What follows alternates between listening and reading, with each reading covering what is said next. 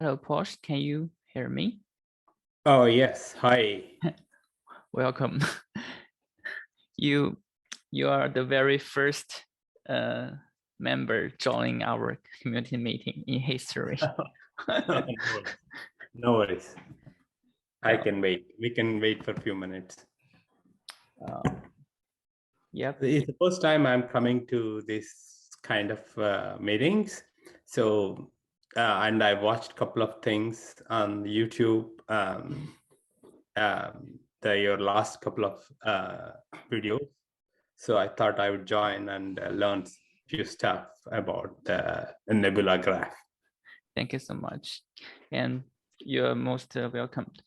So I think there will be no other guys joining us today. So we can start, and you can stop me anytime you would like to question or. Okay. Yeah, and if you feel free, you can turn on your camera as well. Okay. It's on you. Yeah. Okay, so we will for the first time we have new members. Hi. So can you introduce yourself to us? Hey, my name is Ram, and I work in a startup in Seattle, USA area. So we are kind of doing some hands-on with various graph technologies. So some of the things that we tried is Tiger Graph and D-Graph. Yeah. And now we are trying to get our hands-on with Nebula Graph. Cool. We have been playing with 2.6.1, and we had some challenges in getting the system up and running on Kubernetes cluster. Yeah. So I thought, I would join this meeting and discuss some of the things that challenges we faced, and see if I can get some help. Yeah, welcome. So we can check your issues one by one later. Welcome again. Thank you. Okay, thanks. Yeah, and in the future, for any help, just ping us in Slack or forum or GitHub. Yeah. Yeah. So I've been reporting bugs or issues for the GitHub repo, and some of the people are very helpful lately, and my issues are getting resolved, or I'm getting some help in some cases. Yes. Yeah. Thank you. That would be cool. And in case that we are too late to respond, you can just ping me from Slack. Yeah, I can. Yeah. Okay. Sure. Okay. Thank you. So yeah, we will have this schedule bi-weekly, and I'm not going to go through all the details. So okay, so I will quickly go through the project heartbeats. We just have a minor version released in last 2 weeks with like full hotfix, and the PR issues that may be worthy to be check out are these. And the first one is that there's a corner case that if we alter our schema in more than 456 versions, there will be a corner case issue. And as I recall, this issue is already fixed by one of our community contributors. Another thing is last year in our Nebula hackathon, one of the team contribute the UDF implementation with the WASP, and this topic is, and they even won the first place of the game. And now recently this topic was discussed actively here. You can check corresponding issues. The next one is one of our contributor, Wen Hao, who is also in US. He was doing some experiments regarding the performance on the cache perspective on different layers, and he observed that the cache was missed in case the certain query pattern involves the empty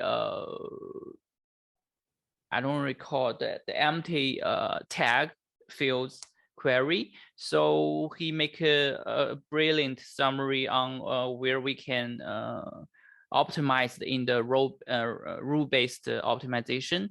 Also, he was doing something around the cache improvement, and hopefully I can invite him to give us a topic in upcoming communities.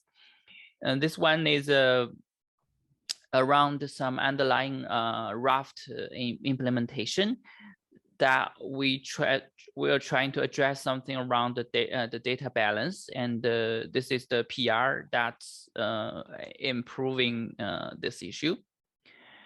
And also a community contributor comes out to help to point that we are not using the STL facilities in a best practice.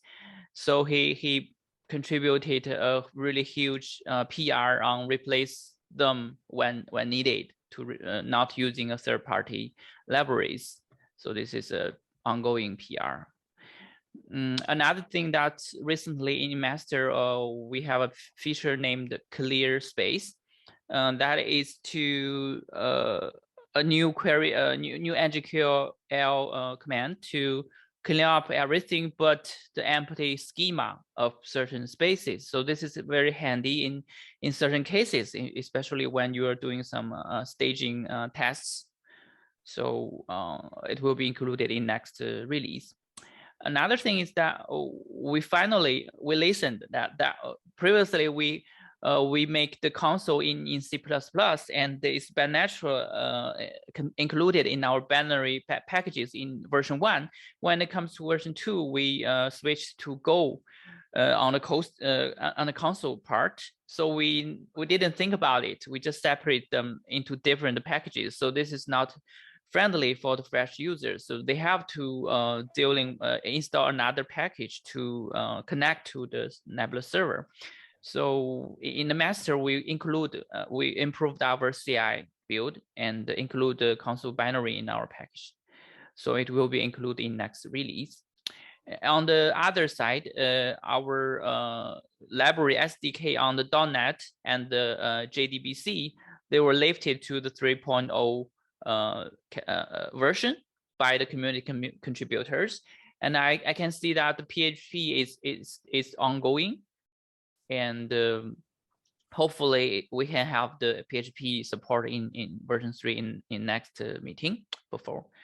That's more about Heartbeats, and the topic I want to bring will be quite small. That I want to share something I did last 2 weeks. I was trying to create a knowledge graph to solve the Chinese version of Wordle. I'm sorry, there will be some Chinese characters here. Yeah, okay, no, yeah. Okay, so so we all know that Wordle is a quite good word puzzle games that you can guess simple words that in a very interesting feedback loop. You can try first guess, and they will give you some more hints, and you can search some things from your browser, your brain, or from Google, and you can share your results in the Twitter or Facebook, which make it go viral a couple months before. But for the Chinese guys, can we have this kind of fun? So there are a bunch of Chinese version of Wordle, but for the reason Chinese language is not alphabet based, so it's not easy for us to actually enjoy the fun in a similar form. I was actually composing a article. I will post it maybe in later this month. That someone was talking about this. Like if you are making a Chinese version of Wordle, it will be something like this. You have thousands of characters to be filled as candidates. So it's a disaster. It's not possible. So someone leveraging other dimensions of the language, which is the pronunciation of the words, of the characters. So then here you go, you have this Chinese version named network is not stable. I hope it's, can you hear me smoothly, or yes, I can hear you. Okay, thank you. So the Chinese version handle is something like this. We are leveraging the Chinese idiom, which is also in form of full character, but there are still thousands of possibilities when you're filling the Chinese characters. So the answer of the author of this Chinese handle is he leveraged the pronunciation. For example, here, for example, if you give a guess, not only the character itself will be colored as a hint, the pronunciation part with tones. So there are multiple dimensioning of the filter conditions. So and this is basically playable, but still this game is still a little bit hard as a native Chinese speaker. So then I was thinking how I can help here. So actually the process that we are enjoying the fun of playing Wordle is we are giving some guess and we are checking the knowledge in our brain. But even with some variant or optimization of the design of the Chinese version, it's still too hard for us to actually enjoy that. So I'm trying to create a knowledge graph, including the information of the Chinese words, Chinese characters, and the pronunciations. So, and that will be something, so this is an article in Chinese. I will compose an English version in this week, something like this. So I make this graph. So this is the vertex standing for the idioms, and it will have a relationship to have one characters, and it will, this is the one dimension that's mapped to the English version of other alphabet version of Wordle.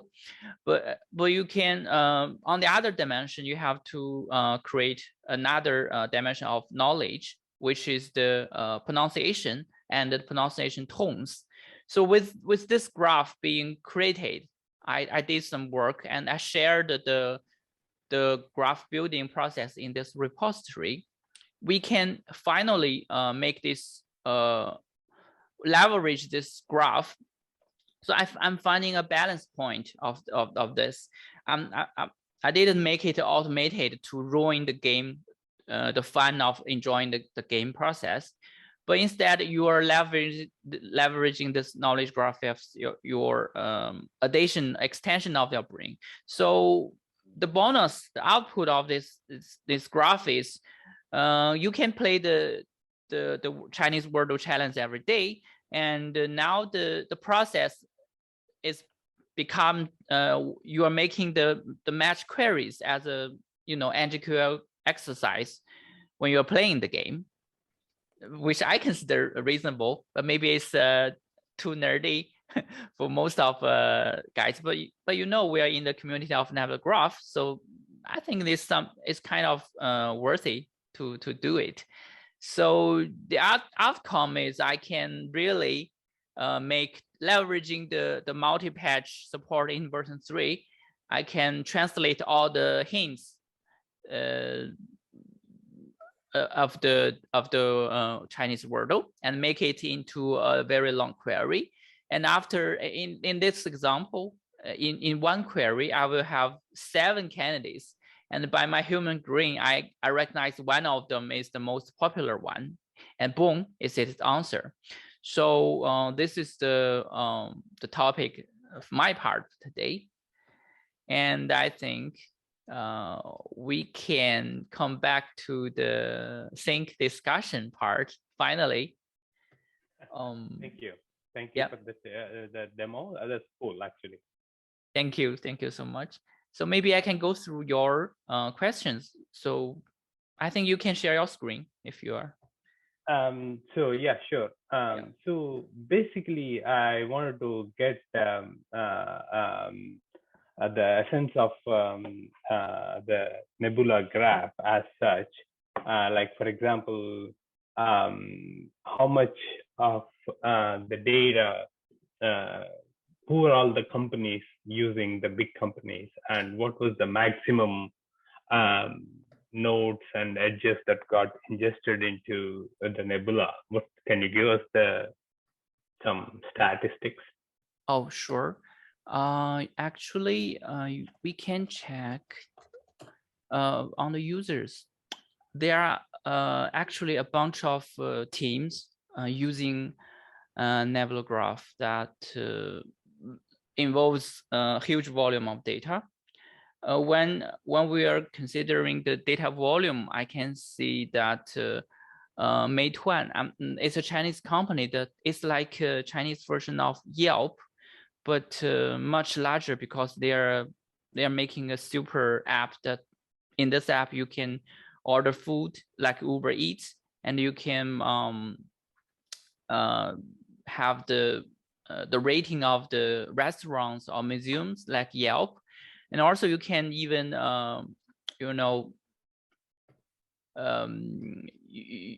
you can also as I recall book taxi from this app. So they have a bunch of users, and they shared some articles in their own blog. This is the translated version.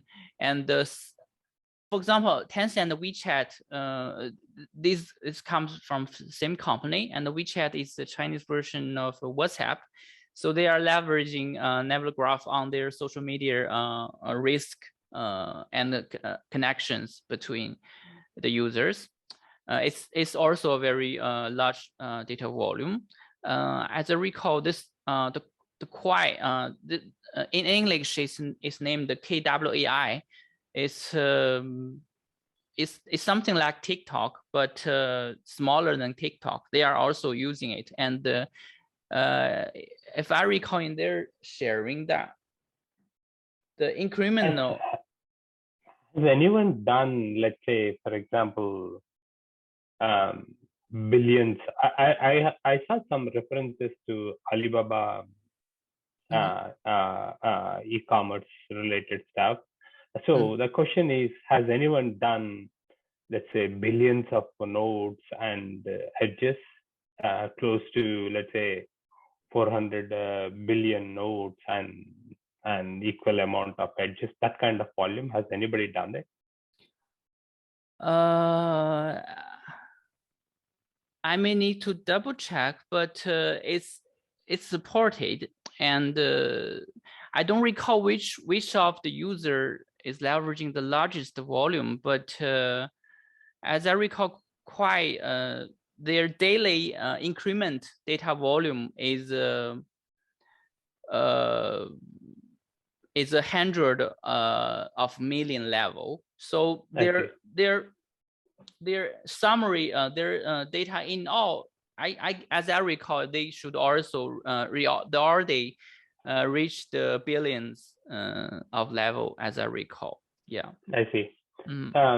So coming to data ingestion, I see some of the things that you support is through importer, which is a CSV based mainly, and the other is a Spark connector. Which one do you these people are using? Is it importer, or is it some other thing? Yeah, I talked to him quite a bit actually over the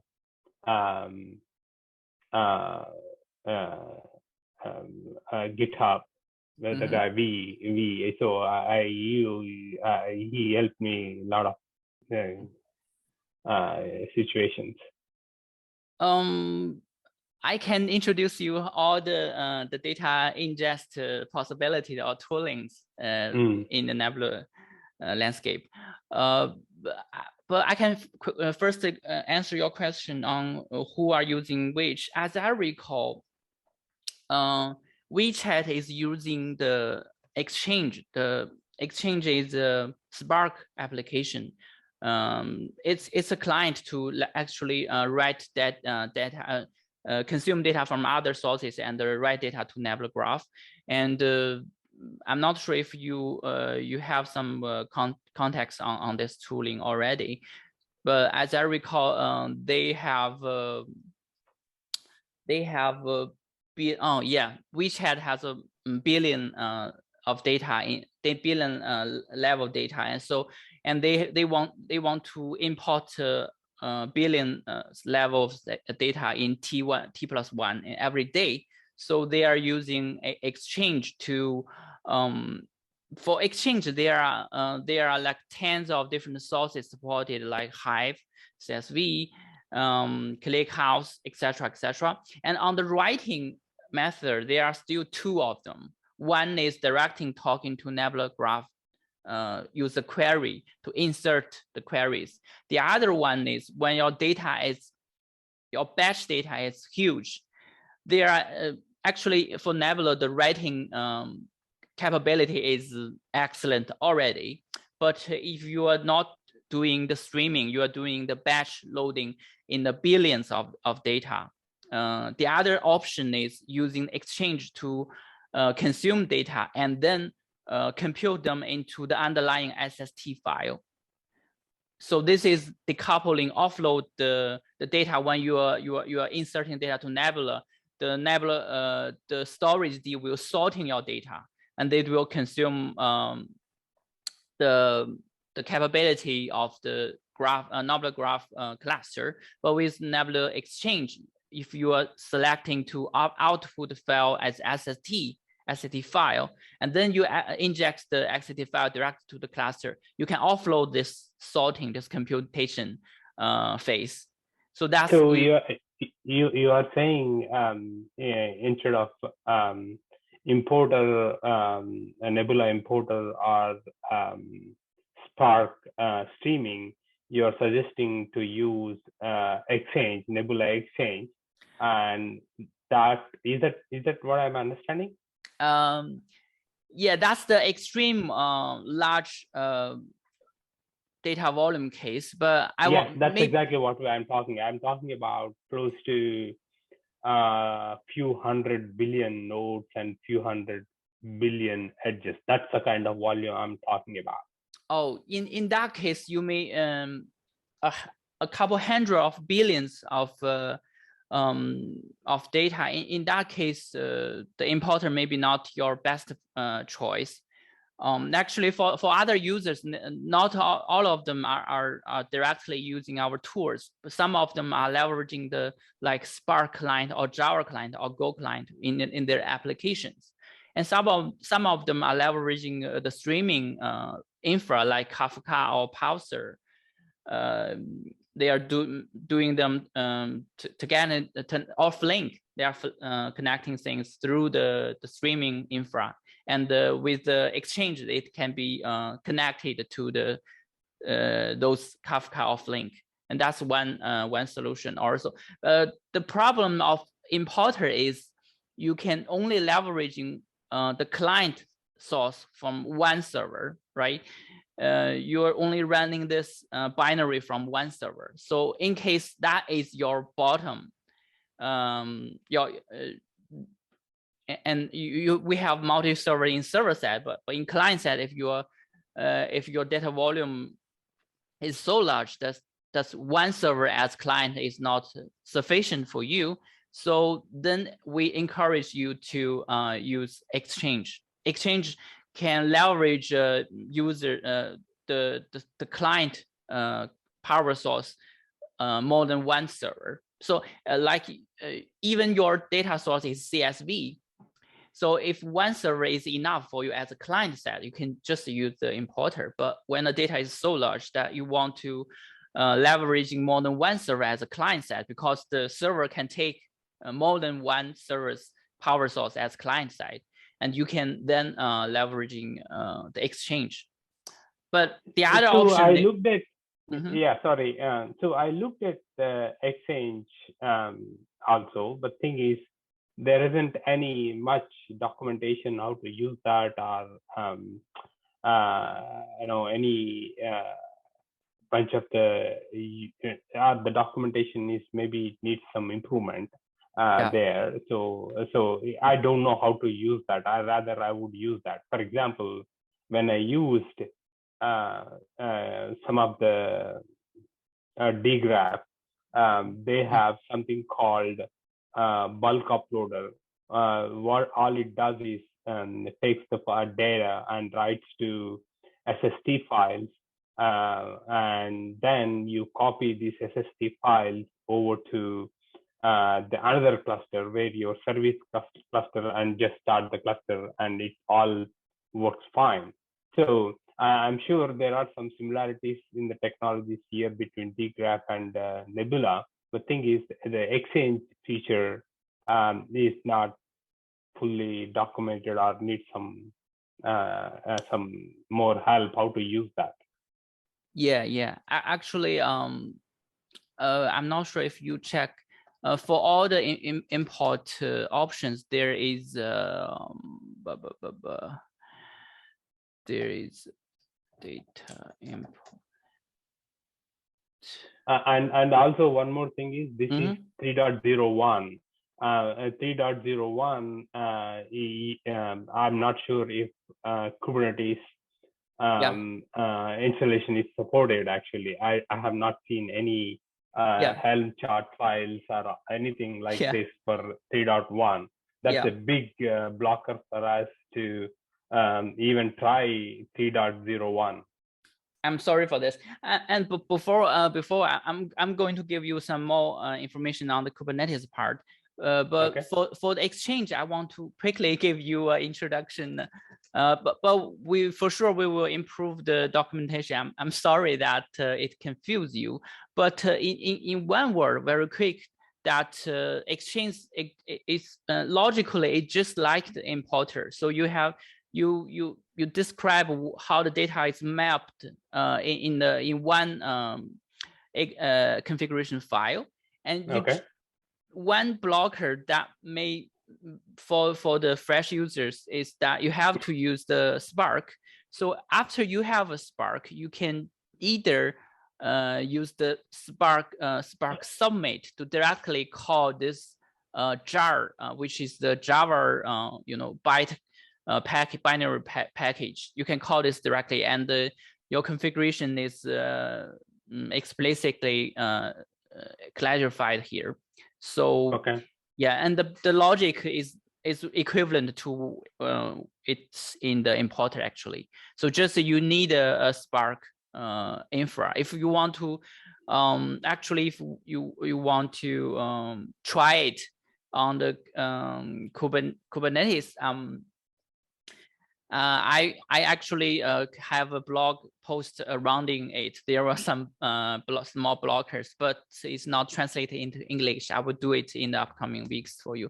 And another thing is, and that's all about exchange part. Another thing is the Kubernetes. I just checked with the guy offline, mainly working on our operator. And he's saying that they are offline testing this PR to support 3.0.1 on the operator actively this week, and hopefully it will be merged by the end of this month, hopefully. End of this month. So if you want me to try out early before it is released, I'm happy to test out 3.01 on my end. During setup and do that.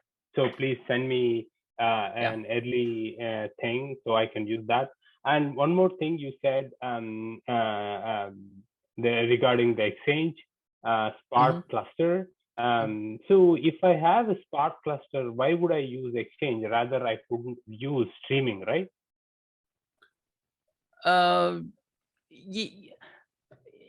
Yeah, if you are the exchange, the advantage of exchange is that out of box, it's supporting a couple of different sources. You don't have to handle yourself. You just call it. You don't have to code. You just call it as an application. Yeah. I see. Yeah. So that means there is no network calls and everything. Is that what you're saying? Yeah, and you from documentation you can see there are like 10 of different sources already supported by Exchange out of box, like Neo4j, etc. Yeah. I see. So you said you have some documentation on this one. So please send me. Probably I can use Google Translator to translate to English and try to understand from it. And try to use it. Some of the things. Basically, we wanted to try this out because I tried heavily. Do you know dgraph? Something called dgraph? Sure, I know they are awesome projects, and they are geniusly leveraging the GraphQL DSL. So yeah, it's a great project, and I know some of our users migrate from dgraph. Yeah, I see. And so I want to try out even the Nebula before selecting one over the other. So that's the reason why I wanted to try out Nebula as well before deciding on it. That's number one. Now you talk about the studio, and can you, if you have a cluster, can you bring up your studio? Yep. Actually, apart from my own studio, you can, I'm not sure if you know it, there is a playground out there. So this is our, the project official website. Then there is a online demo here. And then you can play them without any authentication or credential required. Yeah. So this I already did it. I have the graph and all that. What I wanted to do is in your studio, I want to run some algorithms, graph algorithms. If you can, that's what I'm more interested in it. This I already have it and it's up and running. So that's all cool. I wanted to run some graph algorithms on your Nebula algorithms or whatever. And actually, Nebula Graph for now we didn't implement much algorithm on our computing in our cluster. So instead we are leveraging the Spark. And from Studio, it's not possible to trigger the corresponding algorithm for now. Actually, one thing I want to correct is previously I mentioned this article in my blog. So the example I was making here is it's not exchange, but it's the algorithm. So Nebula algorithm, I'm not sure if you already know Nebula algorithm. Yes, I do. Okay, so it's similar because they are underlying there, just using the Spark connector when needed. So this is the article that I want to translate to English, but you can check this one. It's so for now we don't provide a way to call the algorithm from the studio. I'm not sure for future either, but we have an enterprise version, and in the enterprise version there is a tool called Nebula Explorer, and in future we will implement this algorithm invoking in the GUI from the Nebula Explorer in the future, but from Studio I'm not sure for now. Okay, so that's fair enough. So I wanted to ask this algorithms, the way it is implemented. So you said that it is runs on Spark cluster.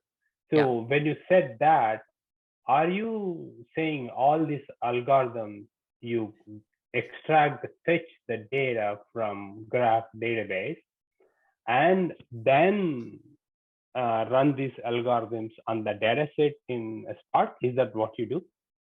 Exactly. Actually, this algorithm is nothing but a Spark-based application that can consume data either from Nebula Graph directly or even from other sources like CSV files, and they just load the needed graph in the memory and make the computation and the iteration, and then you can output the file either to another CSV file or read back to the Nebula Graph cluster. I see. So that means you are confirming that all these null graph algorithms are not running on the database replica itself, versus you fetch the data to your Spark cluster and then run the algorithm.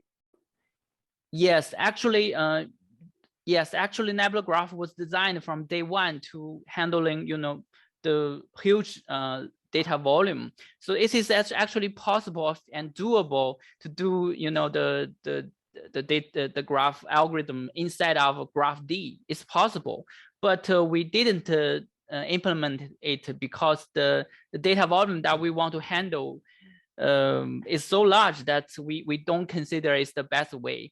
But maybe in the future, for those small set of graph algorithm that's using more frequently, we may bring them to our graph D and be called from the query language. But maybe in the future, it's not in our in current roadmap now. Yeah, I see. Sure. Okay. Thanks. And one more thing, whether it is Nebula Exchange or Nebula Importer, especially let's focus on Importer because currently I'm using that. So you said it has to be only one instance of Nebula Importer running. Why is that? Why did you say that? No, I just say that if you want to if your job is to insert one data that is so huge, it's better to leveraging the exchange so it can make the parallel thing from a cluster rather than one server. But I'm not saying that you have to use one instance of importer for one time. You can do it. You can trigger different binaries of importer in parallel. Yeah. I see. Yeah. I see. So how does it work? If let's say, for example, I have a Azure file system where my data, CSV data is stored, and I spin off a bunch of importers, each one importing a vertex, one vertex type. Each vertex type CSV file is, let's say, 10 GB, and each one is importing one vertex type. And let's say I have 10 vertexes, and I spin off 10 Nebula importers, and can the cluster take that load? How do I know which? Is there any some tweaks I need to do? How much batching I need to use, kind of thing? You have to tune yourself.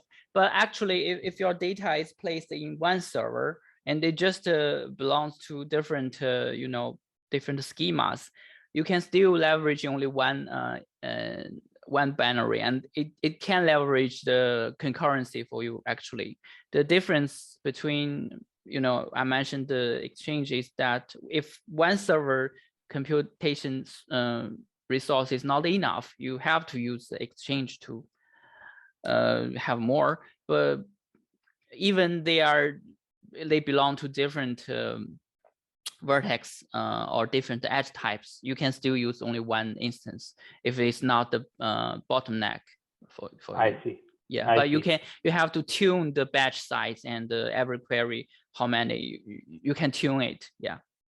I see. Okay. Yeah. Okay. Yeah. Let me try that out, exchange part, and see how far I go. And if I have any issues, probably I will reach out to you or Yeah.